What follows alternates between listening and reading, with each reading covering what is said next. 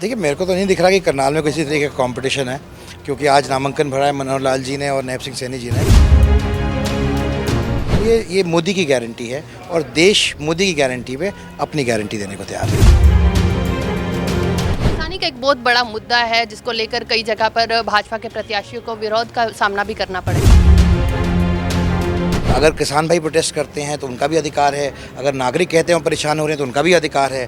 तो ये तो व्यवस्था को देखना पड़ेगा ना। लोकसभा 2024 को लेकर सियासी पारा लगातार बढ़ता जा रहा है, जहां पर प्रत्याशियों की ओर से अपने नामजदगी पत्र दाखिल किए जा रहे हैं। मनोहर लाल खट्टर जी और मुख्यमंत्री नायब सिंह सैनी की ओर से अपने आज नामांकन भरे गए हैं। हमारे साथ राज्यसभा मेंबर कार्तिक जी। कार्तिक जी, कैसे देखते हैं और कैसा कंपटीशन किसके साथ देखते हैं? देखिए, मेरे को तो नहीं दिख रहा कि करनाल में किसी तरीके का कंपटीशन है, क्योंकि आज नामांकन भरा है मनोहर लाल जी ने और नैब सिंह सैनी जी ने। तो चाहे वो विधानसभा की सीट हो या लोकसभा की सीट पे, इसमें कहीं दूर तक कोई कंपटीशन नहीं। अगर आप आज उस रैली में साथ आए थे जो नॉमिनेशन के लिए भरने के लिए था, जो रोड शो था, तो आपने देखा होगा किस तरीके का जन सैलाब उमड़ के आया है इस कार्यक्रम में। ये तस्दीक करता है कि लोगों की क्या भावनाएं, आस्था है, और देश ने अपना मन बनाया है नरेंद्र मोदी जी को तीसरी बार प्रधानमंत्री बनाने का। ये मोदी की गारंटी है और देश मोदी की गारंटी पे अपनी गारंटी देने को तैयार है। एक तरफ अगर देखें सियासत में इतने एक्सपीरियंस्ड है मनोहर लाल खट्टर जी, दूसरी तरफ कांग्रेस के प्रत्याशी अगर हम दिव्यांशु को देखें तो कैसा मुकाबला, कैसा देखते दोनों? मैं मानता हूं कि कोई कॉन्टेस्ट है ही नहीं।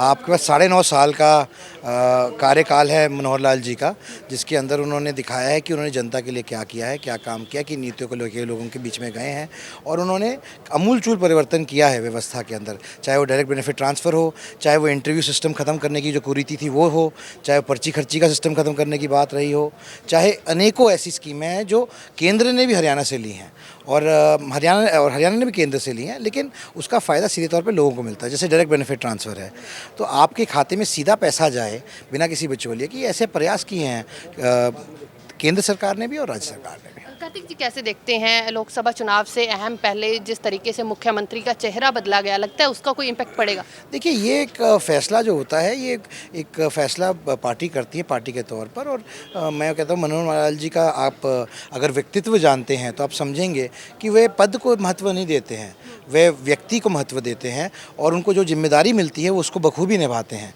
वो उनको 9.5 साल मुख्यमंत्री का प्रभार था, अब जो जिम्मेदारी मिलेगी उसको खूब बखूबी निभाएंगे। ये उनका बड़प्पन है कि वो पद से पकड़ के नहीं बैठे हैं पद को, जैसे अनेकों लोग हमने देखा है इतिहास में पद को पकड़ के बैठते हैं। अच्छा, किसानी का एक बहुत बड़ा मुद्दा है जिसको लेकर कई जगह पर भाजपा के प्रत्याशियों को विरोध का सामना भी करना पड़े। देखिए, लोकतंत्र में हर व्यक्ति को हक है अपनी बात रखने का। जैसे कि अगर किसी को लगता है कि उनकी बात नहीं सुनी गई तो उनको बात रखने का हक है, बिल्कुल। लेकिन उसी तरीके से हमें भी अपनी बात रखने का हक है, तो प्रत्याशी को भी हक है अपनी बात रखने का।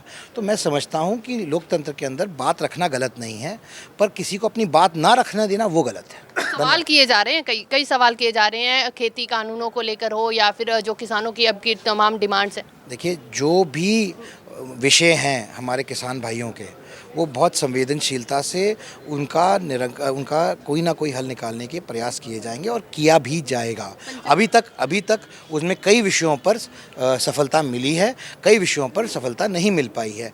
प्रयासरत हैं और वो होना चाहिए, उसका चुनाव से लेना देना नहीं है। ये विषय पहले का चला आ रहा है और कोशिश है कि वो विषय भी जल्द सुलझे। पर कार्तिक जी, जिस तरीके से बॉर्डर सील किए गए हैं उन्हें कैसे देखते हैं? जिस तरीके से इतनी बैरिगेटिंग की गई पंजाब हरियाणा के बॉर्डर पे, आम लोग भी बहुत परेशान हो रहे हैं। बिल्कुल, आप ठीक कह रहे हैं कि हमारे किसान भाई, हमारे नागरिक, अगर किसान भाई प्रोटेस्ट करते हैं तो उनका भी अधिकार है, अगर नागरिक कहते हैं परेशान हो रहे हैं तो उनका भी अधिकार है।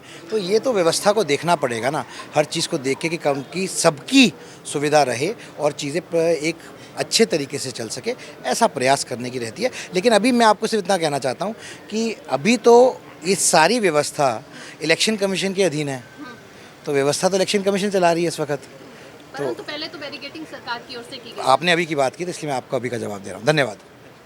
तो बिल्कुल राज्यसभा मेंबर हमारे साथ कार्तिक जी थे, जिनकी ओर से बखूबी कहा गया है कि लोगों का अच्छा hunगारा मिल रहा है। खैर, अभी देखना होगा क्योंकि 25 मई को लोगों ने अपना फैसला करना है। क्या लोग फैसला लेते हैं ये आने वाला वक्त बताएगा। कैमरा पर्सन संदीप के साथ शालू मेरा।